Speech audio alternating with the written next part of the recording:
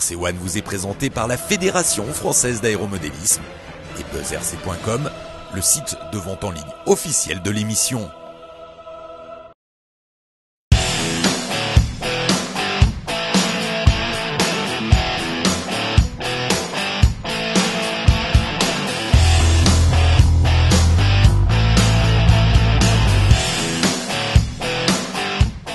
Bonjour et bienvenue pour ce nouveau numéro de RC1. Nous vous proposons ce mois de découvrir une discipline douce et stratégique, le voilier RC. À l'essai, le Sport Cub S de Park Zone, un petit avion très facile, à tel point qu'il a été élu jouet de l'année, et le 200QX, un quadrirotor avant-gardiste qui existait bien avant la mode des petits raceurs.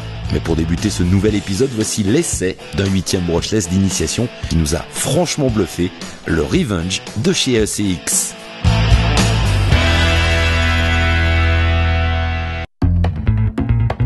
Le ECX Revenge Type E est un tout-terrain 8e électrique vendu 380 €.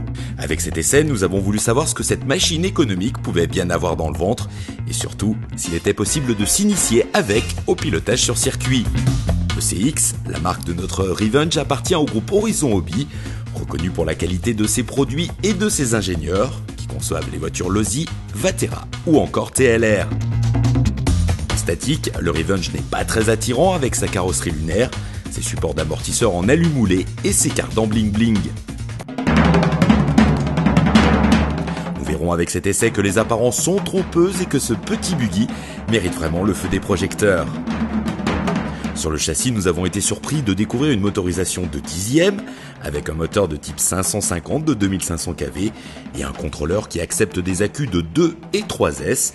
C'est là la grande différence avec un 8e qui tourne habituellement avec des batteries 4S, c'est-à-dire de 4 éléments. Les bonnes notes de l'examen esthétique vont aux pièces plastiques qui sont de très bonne qualité et aux biellettes parfaitement dimensionnées.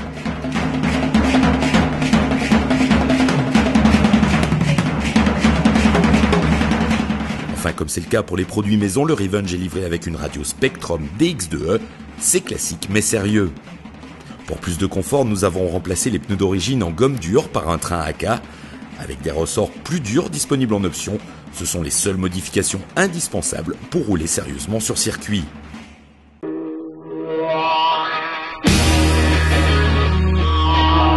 Sur la piste, le Revenge va compenser son manque de peps par plus de légèreté. S'il rend un peu de distance dans les lignes droites, ce buggy est excellent sur les sauts et fait même jeu égal avec des machines nettement plus prestigieuses.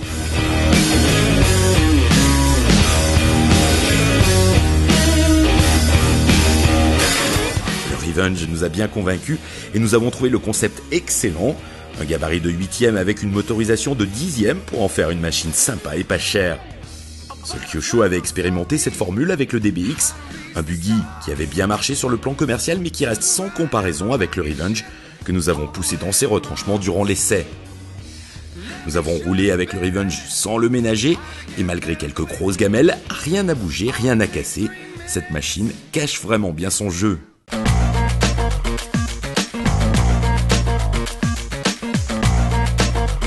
En sortie de boîte, le châssis est sain et costaud et il n'est pas nécessaire de partir dans des réglages compliqués pour les débutants. Le Revenge est un buggy génial pour le loisir ou les bambins qui voudraient suivre leurs parents sur la piste.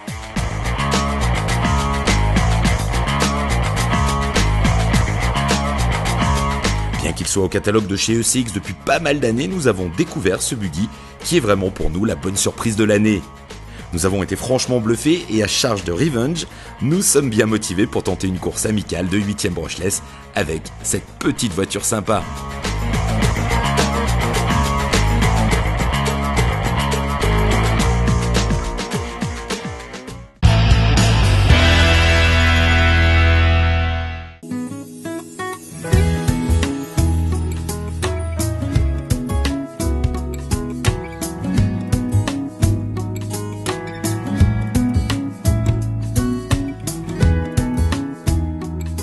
C'est par un beau dimanche d'avril que nous avons flâné et filmé au bord de l'eau dans le Gard, au lac de Codelet.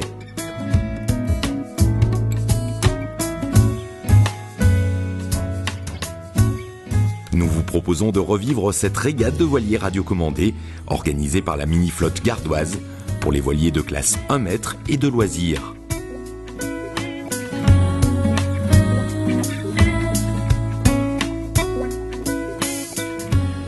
vent léger soufflait sur le plan d'eau, de belles conditions pour découvrir une discipline réaliste, captivante et douce.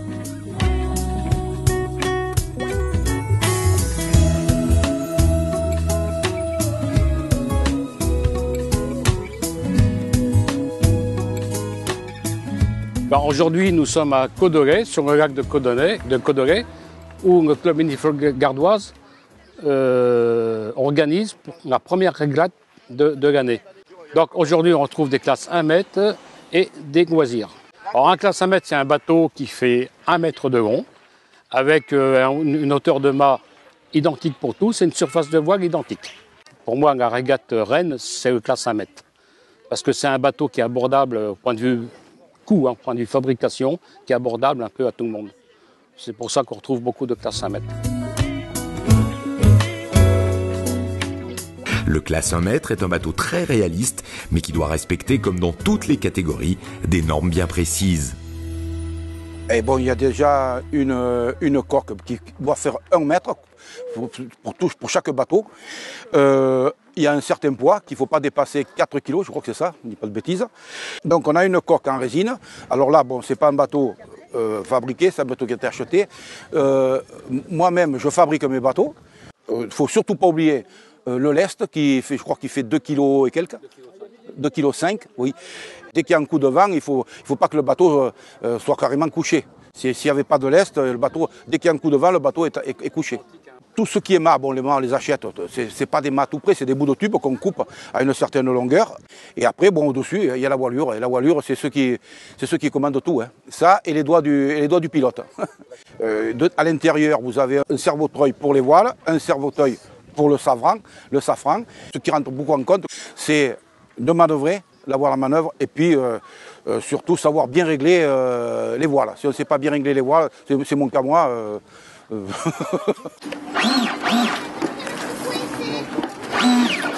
Voilà.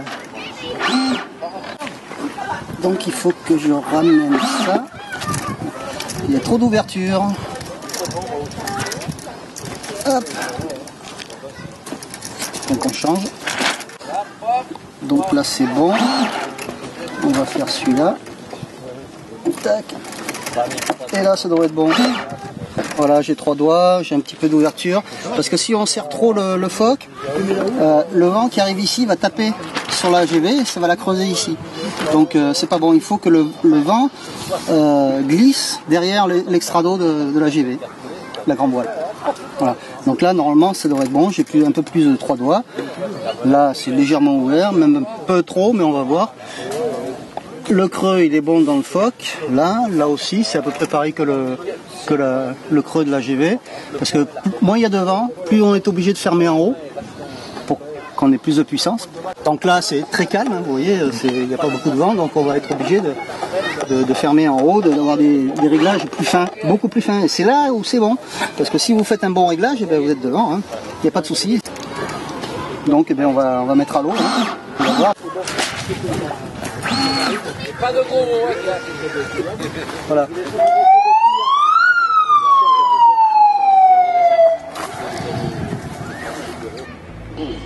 9, 8, 7, 6, 5, 4, 3, 2, 1.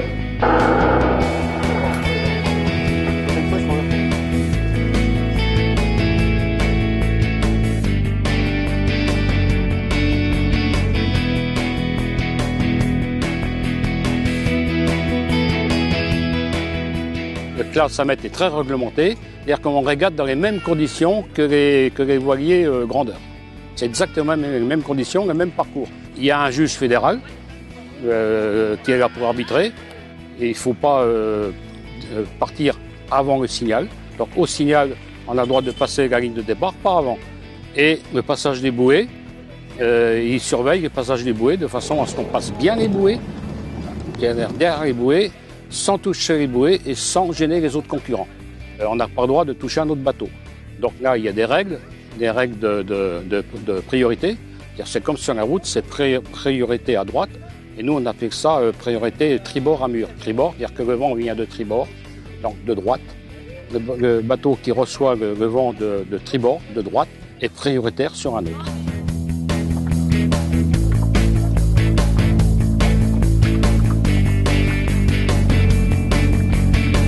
pourquoi, mais il y en a, ça a donné des ailes. Hein. Attention, ça va être juste là. Hein. Non. Ah, là, il faut un juge. Allongé un jour.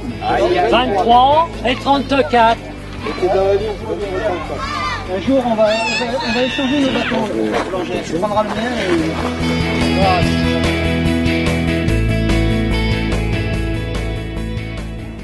Ce challenge voile a été créé en fin 2001, a été lancé en 2002. On m'a chargé à l'époque de faire le règlement du trophée Mistral. Et je l'ai fait de A à Z. On a fait les premières régates, on était quoi, 3-4. On était 2 clubs, 3-4 personnes. Et petit à petit, on monte un petit peu en ampleur. Mais il faut garder à l'esprit que c'est une compétition de loisirs. Il ne faut pas se prendre la grosse tête. On est dans le loisir, bien sûr, on est dans le loisir, mais on a quand même quelques règles qu'il faut quand même respecter les règles. Il faut respecter autrui, il faut respecter tout le monde. On fait une erreur, on la répare, on le signale. Bon. Ils veulent la réparer, c'est bien, ils la réparent. S'ils ne veulent pas la réparer, ben ils sont sanctionnés. Et voilà. Voilà. Clairement, c'est le France qu'on doit faire la banane. C'est quoi de banane? Monsieur, je n'ai rien dit, vous taisez. Sinon, je vous disqualifie d'office. 0-1. Merci. Allez, au revoir. Tu sors. 0-1. Merci. 27. Merci.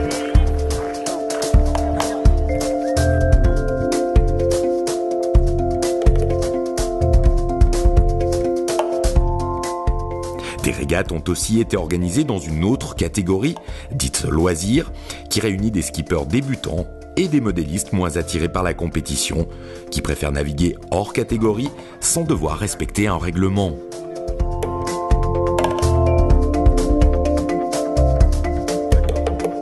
Cette catégorie nous a permis de voir naviguer de bien belles reproductions. C'est la catégorie dite loisirs et sous-catégorie dite vieux gréement. Donc ce sont des bateaux qui sont évidemment des copies de bateaux anciens, et des répliques, et avec les avantages du look, de la présentation d'un vieux gréement, et les inconvénients, c'est-à-dire qu'évidemment c'est moins performant sur l'eau. Mais on vient là pour se faire plaisir surtout. C'est la régate sans trop tenir compte des règles. On n'est pas là pour la performance.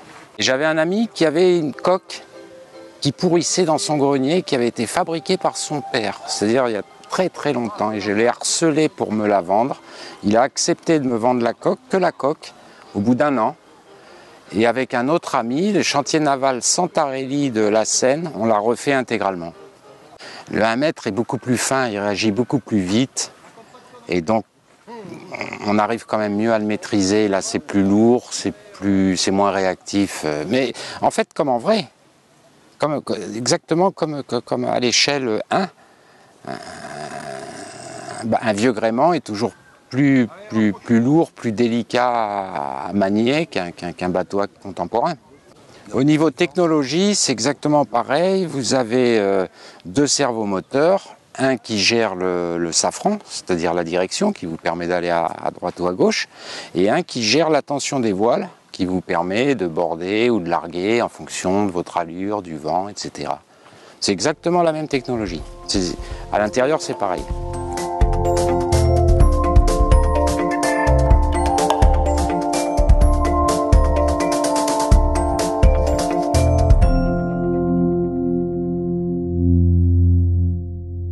Comme on a la chance d'avoir tous ces mêmes bateaux, donc ce qui fait beaucoup la différence entre nous, eh bien, c'est la navigation, c'est savoir appréhender le vent, prendre la bonne route au bon moment, savoir manœuvrer ses voiles, les ouvrir et fermer au bon moment.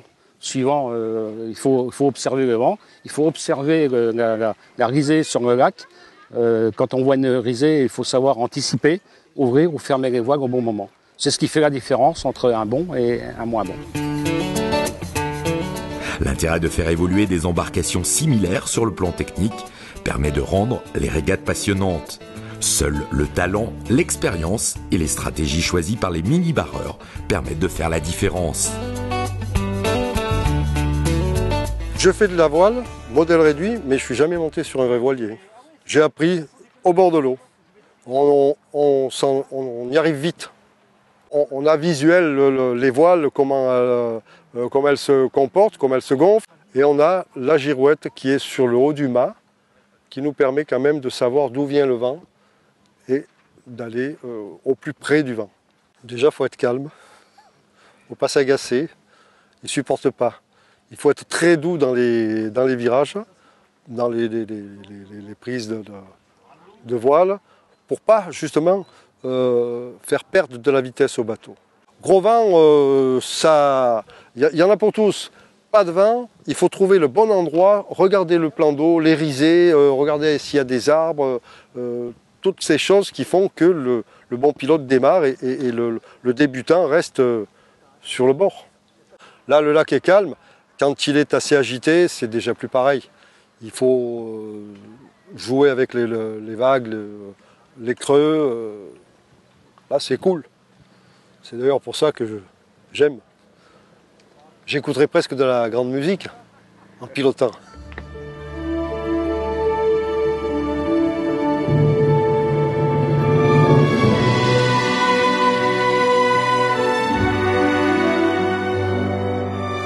Cette régate vous a peut-être permis de découvrir une belle catégorie, paisible et stratégique, qui rappelle beaucoup celle du vol à voile.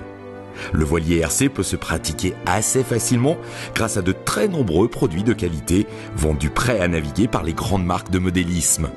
Alors il vous reste encore quelques semaines pour nourrir votre projet et mettre les voiles cet été.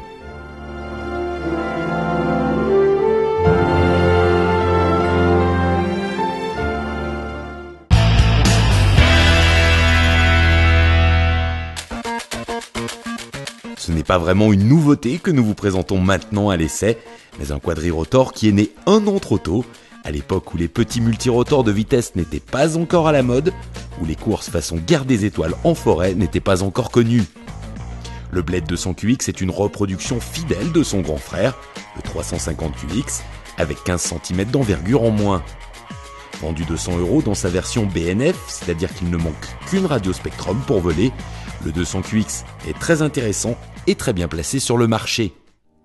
Esthétiquement, on adore, le châssis translucide est éclairé par les LED et l'effet est vraiment sympa quand tombe la nuit. En journée, il est très facile de différencier l'avant de l'arrière. Pour ceux qui préfèrent les châssis nus en carbone, eh bien il est toujours possible de déshabiller le 200 et de monter l'électronique sur de superbes châssis réalisés par l'optionneur Reconelli. Si vous souhaitez filmer votre vol, Blade propose une petite caméra 720p en option. La cam peut se loger sous le châssis et le branchement permet de déclencher à distance les prises de vue.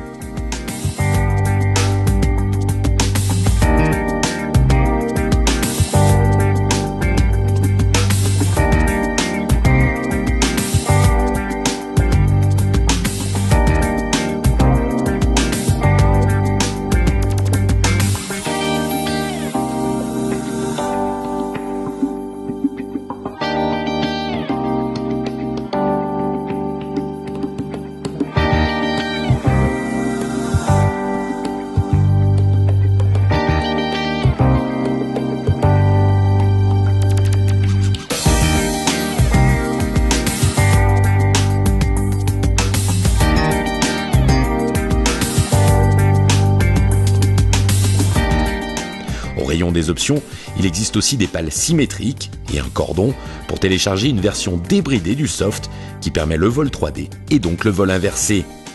Avec ses 4 moteurs brushless, le 200QX est vif et rapide en translation. En stationnaire, c'est une machine stable et douce. David, pilote juste dégrossi avec un Nominus, un quadri d'initiation, a très facilement pris en main notre 200QX pour cet essai. Pour moi qui ai débuté il n'y a pas longtemps dans le drone, c'est vraiment très facile à faire voler vite. On y prend beaucoup de plaisir, il est très stable, prêt à voler, prêt à l'emploi. Pour à peu près n'importe qui d'ailleurs, parce qu'il y a 3 modes de pilotage là encore. Donc le mode vraiment débutant où où il se stabilise beaucoup tout seul. Puis après, au fur et à mesure, on peut évoluer sur les modes de pilotage plus complexes et vraiment se faire extrêmement plaisir avec cet appareil.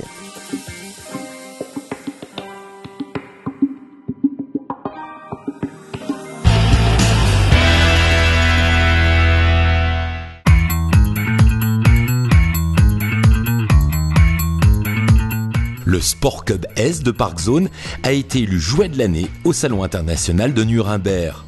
De quoi hérisser les poils des puristes que j'entends déjà crier au scandale et manifester pour un retour du Balsa.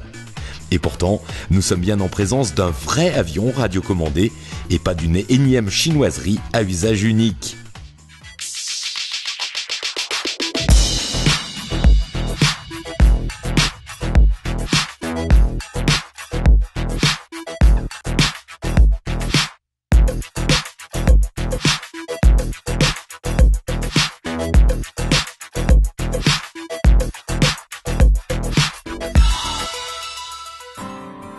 Le Sport Cub S peut décoller tout seul et se sortir automatiquement d'une situation inquiétante avec la fonction Safe.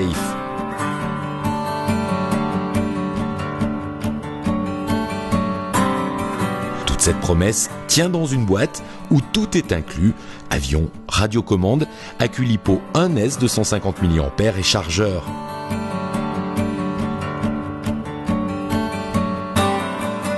Avec le Mini Sport Cub, on déballe et on vole même très bien avec la gyrostabilisation AS3X qui permet d'avoir un comportement réaliste malgré le poids de cette petite plume en mousse. En cas de crash, c'est le support moteur directement collé dans la mousse qui saute. Rien de méchant, un petit anneau et l'aventure continue. En cas de plus grande avarie, toutes les pièces de l'avion sont disponibles en pièces détachées. Le vol est vraiment sympa et facile. Le Sport Cub S est un petit park flyer qui a de la gueule, qui plaira aux débutants et qui peut aussi amuser les moustachus sur un site de vol étriqué. Le groupe Horizon Hobby ne cesse d'innover pour faciliter l'accès à l'aéromodélisme. Le groupe américain avait frappé fort l'an dernier dans le monde de l'hélico avec le 200 SRX. Cette année, c'est ce petit avion qui coûte moins de 130 € qui devrait faire de l'œil aux néophytes.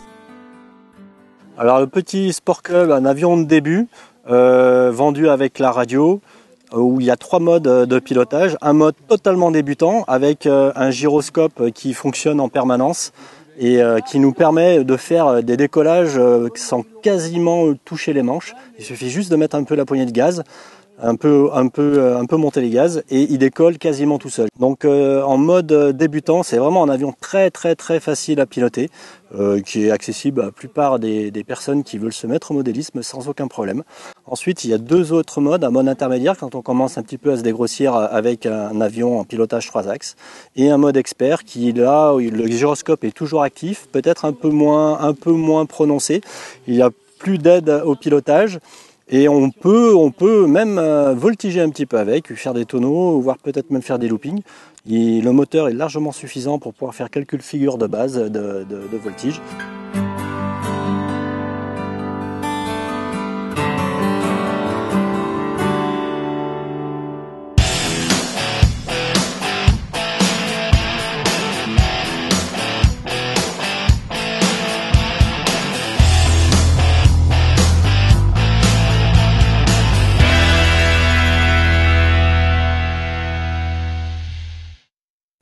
RC1 vous a été présenté par la Fédération française d'aéromodélisme et buzzrc.com, le site de vente en ligne officiel de l'émission.